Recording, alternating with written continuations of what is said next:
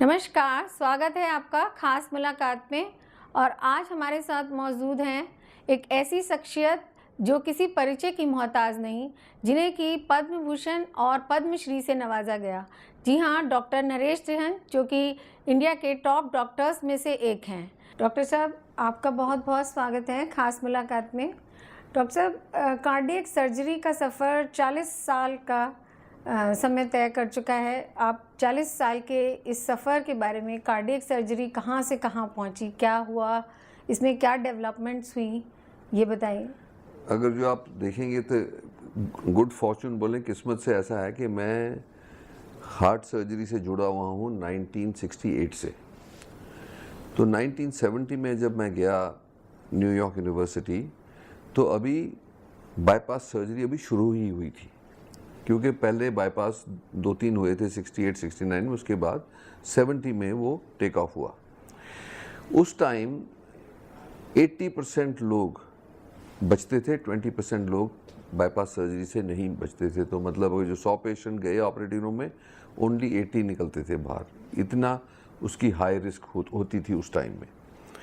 तो अगर जो आप वो समय देखोगे कि वहाँ से अब तक आज 0.5% रिस्क है लाइफ को, तो वो जो सफ़र तय हुआ है वो काफ़ी प्रोग्रेसिव रहा है इन फेवर ऑफ कि पेशेंट को जो एक्सपेक्टेशन हो कि मेरे को हार्ट की बीमारी है, तो उसका इलाज चाहे हम दवाइयों से करें, चाहे हम स्टेंट लगाएं, चाहे हम बाईपास से करें, उसका रिस्क 1% से कम है आज के दिन में।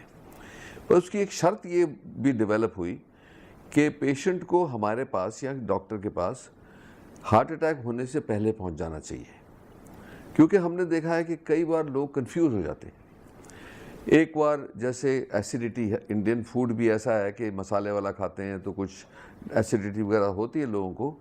तो एंजाइना जो हार्ट से होता है और जो एसिडिटी जो बर्निंग करती है पीछे, उसके अंदर काफ़ी सिमिलैरिटीज़ हैं। तो बहुत सारे लोग और बहुत सारे डॉक्टर भी इसी गलतफहमी में आ जाते हैं कि ये अच्छा जी अभी इंडाइजेशन होगी या एसिडिटी होगी, तो उससे कई लोगों को वो हार्ट अटैक हो जाता है। और हार्ट अटैक होने से बहुत बड़ी तब्दीली आ जाती है लाइफ में।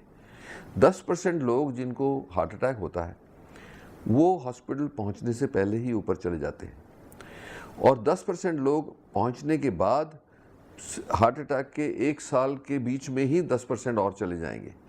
तो कॉन्सिक्वेंस इस चीज़ का मैं बताना चाहता हूँ कि एक तरफ तो टेक्नोलॉजी बहुत बढ़ी, दूसरी तरफ डॉक्टर्स की नॉलेज बहुत बढ़ गई, तीसरा तरफ हमारे को जो पब्लिक को एजुकेट करना है वो काफ़ी हद तक हुआ है। लास्ट 20 सालों में हमने बहुत एफर्ट करी है इंडिया में लोगों को ये बताने की, पर फिर भी इतनी बड़ी पॉपुलेशन है, छोटे टाउन्स विलेजेस में ये मैसेज पहुंचा है कि नहीं। तो इसमें ये देखेंगे कि मेरा ये हम हर वक्त कहते हैं कि मीडिया का बहुत बड़ा हाथ है लोगों की लाइफ बचाने में। हमारा जो है सो है, पर हमारे साथ साथ जो पार्टनरशिप मीडिया की हो सकती है ये मैसेज पहुंचाने के लिए कि अगर जो कोई छाती के बीच में, लेफ़्ट साइड में, लेफ़्ट आर्म में, दोनों आर्म्स में कई बार पेन आता है, चाहे वो बर्निंग हो, चाहे वो पेन हो, चाहे ऐसा लगे कि किसी ने रस्सा बांध दिया हार्ट के चेस्ट के ऊपर, चाहे सांस फूले, अगर जो वो 10-15 मिनट में ठीक नहीं होता, जैसे लोग एंटासिड ले लेते हैं, कोई अमृत धारा ले लेता है, कोई कुछ ले लेता है, अगर जो उससे शांति नहीं हुई तो उसको ये सोचा जाए कि ये हार्ट अटैक हो सकता है। अगर जो हम हार्ट अटैक के जाके हम उसको इलाज वो ईसीजी करा लें कहीं से, अब तो ईसीजी हर जगह अवेलेबल है, तो उससे पता लग जाएगा कि लाइफ खतरे में है कि नहीं। तो ज़्यादा से ज़्यादा एक ट्रिप लगाना पड़ेगा डॉक्टर के पास यहाँ इमरजेंसी रूम में, बट वो आपकी लाइफ बचा सकता है। तो ये मैं स्ट्रेस करना चाहता हूँ। इसके 2 पहलू और हैं। एक चीज़ ये है कि जो लोग जिनको डायबिटीज़ है उनको हार्ट डिजीज़ डबल होती है और उनको चेस्ट पेन होती नहीं, क्योंकि उनकी जो हार्ट की नर्व्स हैं वो डेड हो जाती हैं। तो ये हम मैसेज ना ही कि पब्लिक को पहुँचाते हैं कि अगर जो आपको डायबिटीज़ है तो अपना प्रिवेंटिव चेकअप आपको रेगुलरली कराना चाहिए, क्योंकि आपको पता ही नहीं लगेगा। और हम डॉक्टरों को भी यही कहते हैं कि जो आपके पेशेंट्स या हमारे पेशेंट जिनको डायबिटीज़ है उनका रेगुलर ट्रेडमिल टेस्ट और पूरा चेकअप होना चाहिए, क्योंकि उनको पता नहीं लगेगा, खुद के चेस्ट पेन होगा ही नहीं, सीधा ही हार्ट अटैक हो जाएगा।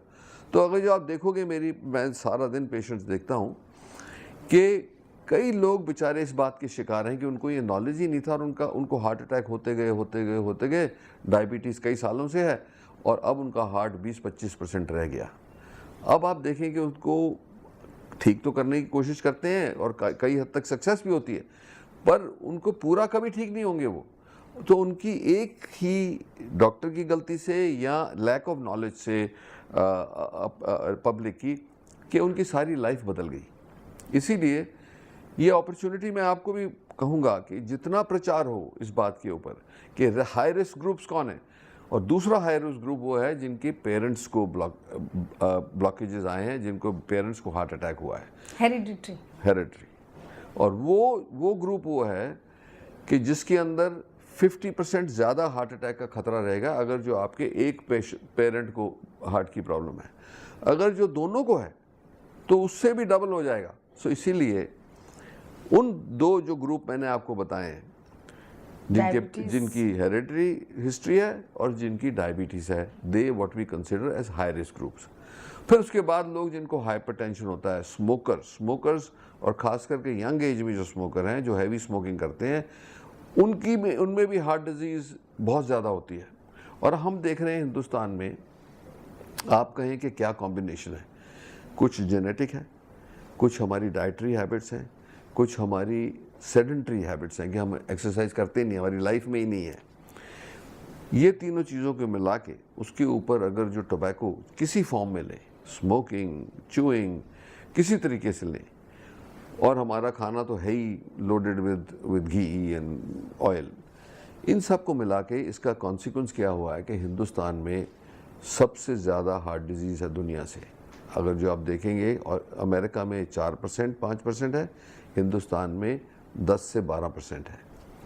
दूसरा कि हमारी यंग एज में हो रहा है, जैसे अमेरिका या यूरोप में आप देखेंगे कि लोगों को 50 साल के बाद होता है। हमारे 26-28 साल के भी हैं कोई लोग, पर 30 साल के बाद जैसे उम्र बढ़ती जाती है, 30-40 के अंदर आप देखेंगे बहुत हज़ारों ही हार्ट अटैक हो रहे हैं। तो इसीलिए ये मैं चाहता हूँ कि मैसेज पब्लिक सीरियसली ले कि तीनों चीज़ें जो साथ साथ चलेंगी, जो मैंने बोला कि टेक्नोलॉजी, डॉक्टरों का नॉलेज, हमारे इंस्ट्रूमेंट्स और पब्लिक का नॉलेज मिलके अगर जो हम तीनों काम करेंगे तो हिंदुस्तान का नक्शा बदल सकते हैं। क्योंकि अगर जो हमने नहीं किया, और हमारी पॉपुलेशन इतनी बड़ी है, जो 120-30 करोड़ की बातें कर रहे हैं हम, अगर जो 12% को हार्ट की प्रॉब्लम होगी तो दुनिया में इतना पैसा नहीं है कि उन सब का इलाज कर सकें हम। तो इतना बड़ा चैलेंज हमारे सामने है और इसलिए हमें दिन रात इसके ऊपर चर्चा करनी चाहिए, लोगों को सीरियसली लेना चाहिए। और इसका आसान काम भी आसान है कि हम तो बोलते हैं सीधा कि आप अपना वेट विद इन 10% ऑफ normal body weight for height and age रखें। रोज़ अपनी लाइफ में 45 मिनट्स एक्सरसाइज ज़रूर ऐड करनी है। अब वो लोग सोचते हैं कि गोल्फ खेल ली तो शायद एक्सरसाइज, वो एक्सरसाइज नहीं मानते हम, इसलिए कि जो स्टॉप एंड गो है, जो आप एक बार किया फिर आप चले फिर रुक गए, वो सस्टेन्ड एक्सरसाइज नहीं है। वो होती तो फिर सब लेडीज़ सारा दिन एक्सरसाइज करती हैं, शॉपिंग करती हैं, पर वो तो हर जगह रुकना पड़ता है ना। तो इसीलिए एक कॉन्सेंट्रेटेड 45 मिनट्स, उसको आप 30-35 मिनट्स ब्रिस्क वॉक में कर सकते हैं, और 10 मिनट अगर जो आप योगा एक्सरसाइज और ब्रीदिंग कर सकते हैं, that's the best you can do for your self, because exercise भी हो जाएगी, स्ट्रेस भी कम होगी, और डाइटरी जो बिल्डअप है आपकी बॉडी में वो भी कम हो जाएगा। सो इसीलिए अगर जो ऐसी सिंपल चीज़ें हम करेंगे तो आई थिंक अपने आप को, अपनी फैमिली को, अपनी कम्युनिटी को और अपने अल्टीमेटली कंट्री को आप बेनिफिट कर सकते हो।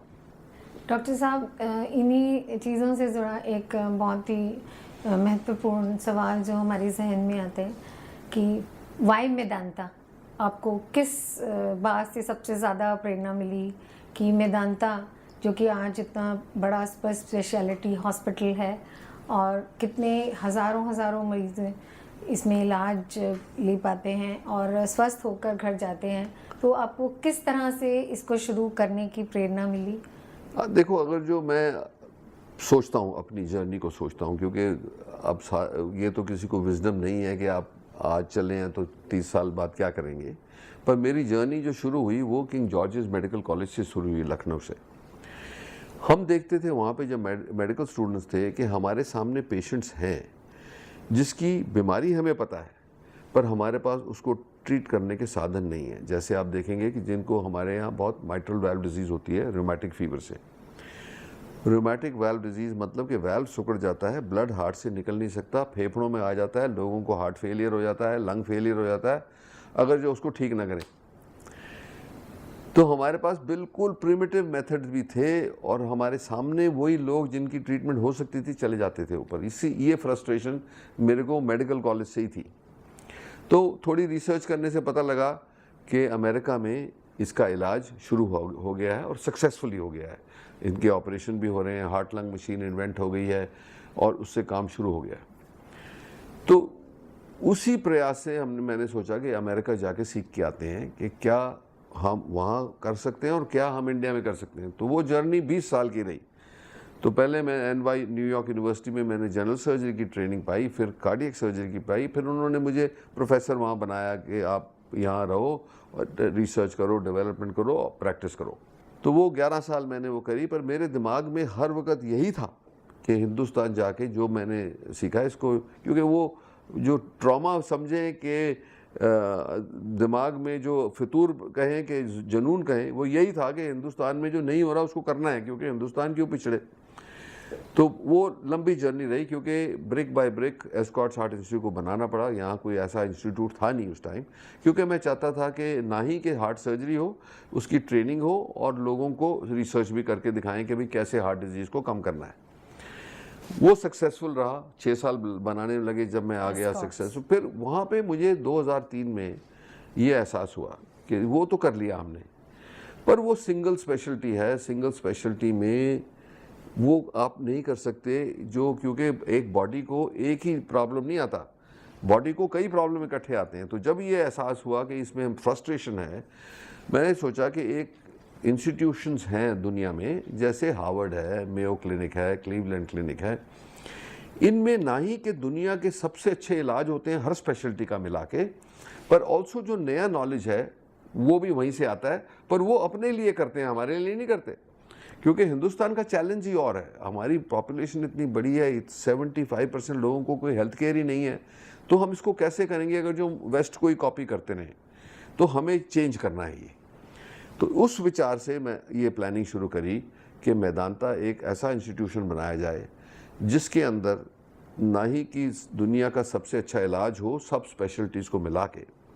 तो जैसे अब आप देखोगे कि वो हमने अकम्प्लिश कर लिया कि ये बिल्डिंग भी ऐसी बनी कि यहाँ पे रिसर्च भी है, टीचिंग भी है और दुनिया का बेस्ट इलाज भी है।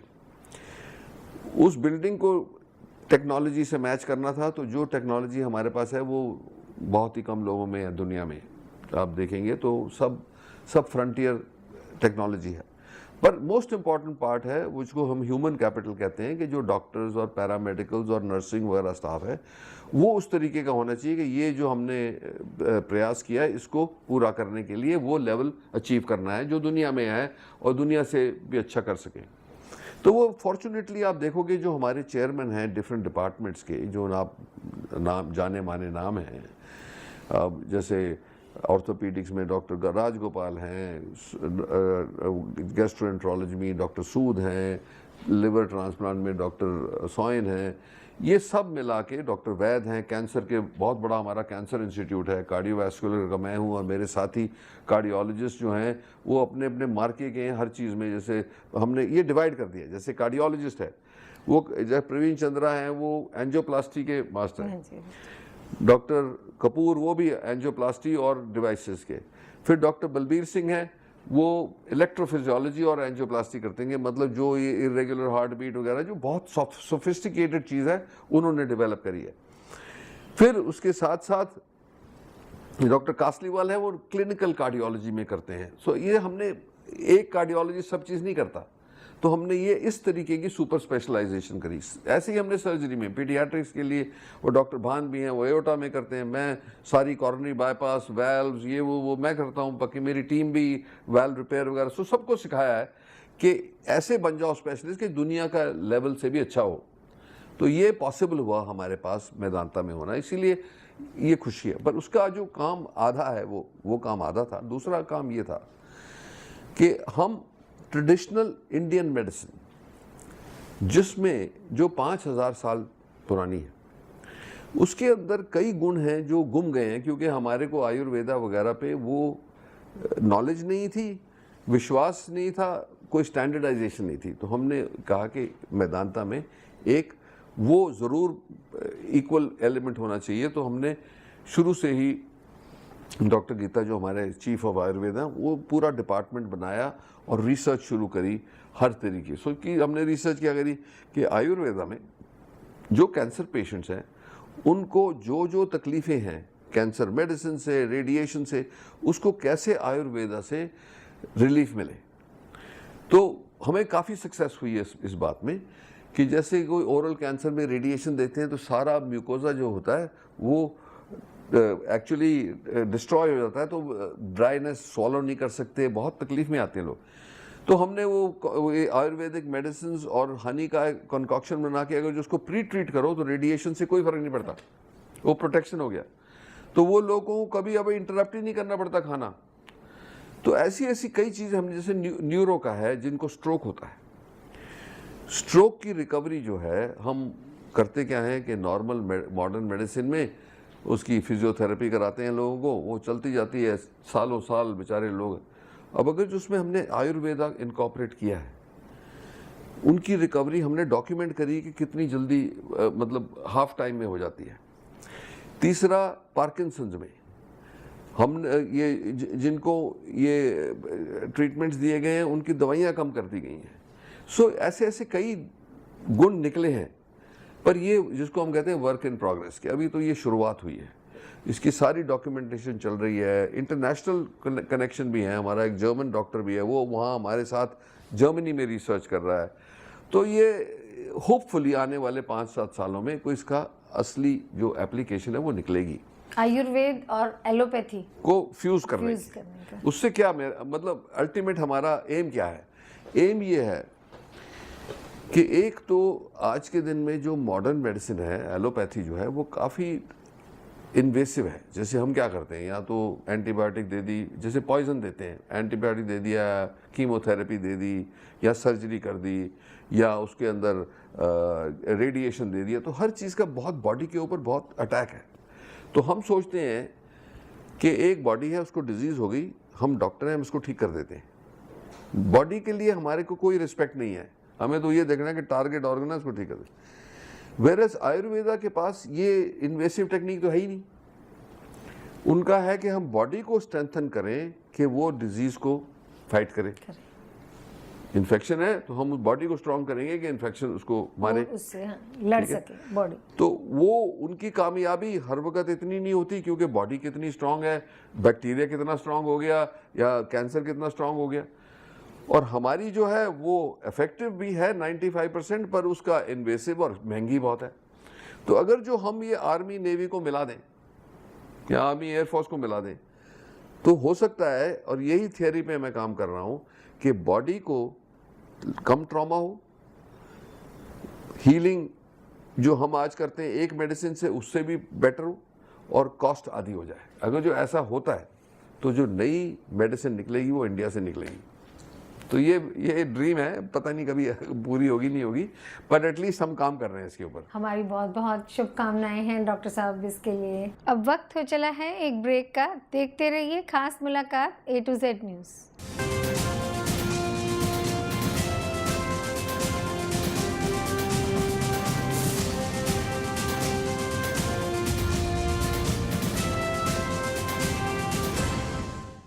डॉक्टर साहब, एक बहुत अच्छी बात जो आपसे समझ में आई कि आपने 18 साल देश से बाहर प्रैक्टिस की, लर्निंग और सब कुछ करने के बाद आप भारत लौट आए और यहाँ आकर पहले एस्कॉर्ट हार्ट रिसर्च इंस्टीट्यूट और अब मेदांता जैसा सुपर स्पेशलिटी हॉस्पिटल आपने इस्टेब्लिश किया।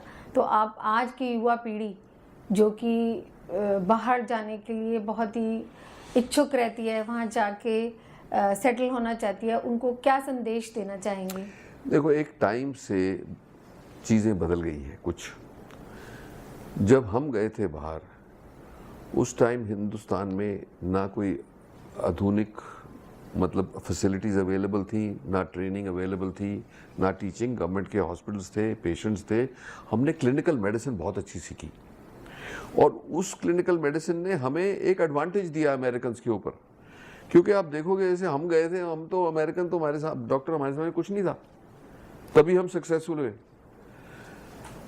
48 रेजिडेंट्स ने शुरू किया सर्जिकल प्रोग्राम और उनमें से सिर्फ 2 कार्डियक सर्जन बनने थे। तो उसमें से मतलब 46 को नीचे छोड़ के हम पहुंचे ऊपर, और उसके बाद एक को वहाँ फैकल्टी पोजीशन मिलनी थी, वो भी मिल गई। क्यों? कि हमारी जो इंडियन ग्राउंडिंग थी क्लिनिकल मेडिसिन की, और जो सिक्स्थ सेंस होती है कि हर चीज़ मशीन से ही नहीं देखनी, अपने सेंस से भी देखनी है, उसका कंबाइन करके टेक्नोलॉजी और जो एजुकेशन मिली, उससे हमारी सक्सेस हुई। आप देखोगे आज अमेरिका में 17% सुपर स्पेशलिस्ट इंडियंस हैं। तो मेरा ये विश्वास है कि हिंदुस्तानी का ब्रेन शायद दुनिया के लोगों से बेटर ही है। अब वो किस चैनल में जाता है ये थोड़ी गड़बड़ है। तो मेरा संदेश ये है लोगों को कि देखो, एक तो बहुत अच्छी ट्रेनिंग यहाँ भी मिल सकती है, कई स्पेशलिटीज़ में कई अच्छे इंस्टीट्यूशंस बन गए। तो आपको ये ज़रूरी नहीं सोचना कि बाहर जाना है, बट मेरा एक और भी विश्वास है कि बाहर जाने से एक क्या होता है कि एक पर्सपेक्टिव मिल जाता है कि दुनिया कैसे काम करती है, एफिशिएंसी कैसे है, जो वो चीज़ें हैं वो मिला के वो ज़रूर उपलब्ध होगी। तो मैं तो इनकरेज करता हूँ लोगों को कि एक स्टिंट बाहर होना चाहिए ज़रूर। पर यह है कि अगर जो वहाँ से ट्रेनिंग यहाँ सुपीरियर मिल रही है, तो पहले सुपीरियर ट्रेनिंग यहाँ लेके, क्योंकि हमारे पास क्लिनिकल मटेरियल बहुत है, ट्रेनिंग फैसिलिटीज़ अच्छी हैं, डॉक्टर्स वैसे ही दुनिया के मार्के के हैं। तो ये ट्रेनिंग जो इंडिया में मिल रही है वो इन्फीरियर नहीं है, बट जो उनका सिस्टम है वर्किंग, जो उनकी एनवायरनमेंट है वर्किंग की, वो एक्सपोजर जो है आपको बहुत अच्छी जगह ले जाएगा। तो पोस्ट ग्रेजुएशन करके भी आपने फेलोशिप 1-2 साल कर ली, वो भी बेहतर है। पर कई लोग की ये ऑब्सेशन है कि वहाँ जाके मतलब वो पूरी फिर से शुरू करेंगे अपनी एजुकेशन, रेजिडेंसी फिर से वगैरह। पर्सनल रीजंस होते हैं। अगर जो वो सोचते हैं कि मेरा फ्यूचर वहाँ ज़्यादा बन जाएगा, फाइनेंशियली स्ट्रांग हो जाऊँगा, तो ये कई हद तक सच है। बट आज के दिन में जो लोग जाते भी हैं, अगर जो सेकंड रेट ट्रेनिंग मिलेगी या सेकंड रेट डॉक्टर बनेंगे, उसका साथ मैं नहीं देता। मैं कहता हूँ कि मीडियोक्रिटी लाइफ को ठीक नहीं रखती। एक्सेलेंस तो आपको अचीव करनी है। तो मैं तो चाहता हूँ कि हर एक बच्चे को ये प्रयास होना चाहिए कि दुनिया का बेस्ट डॉक्टर बन के मैं हिंदुस्तान में आऊँगा। और जो खुशी हिंदुस्तान में, मैं आपको एक वाकया बताता हूँ।